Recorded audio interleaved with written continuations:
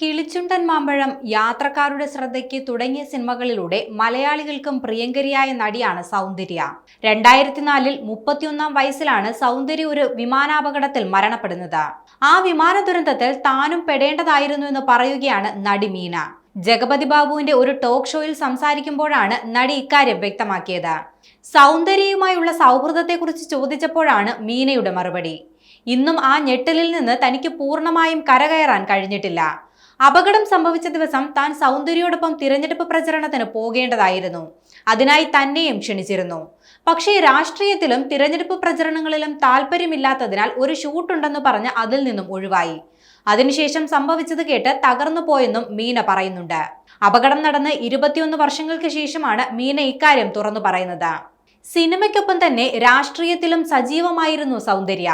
പാർട്ടിയുടെ തിരഞ്ഞെടുപ്പ് പ്രചരണത്തിന് വേണ്ടി ആന്ധ്രാപ്രദേശിലെ കരിംനഗറിലേക്ക് പോകുന്ന വഴിയാണ് വിമാനം തകർന്നു വീണ് അപകടം സംഭവിച്ചത്.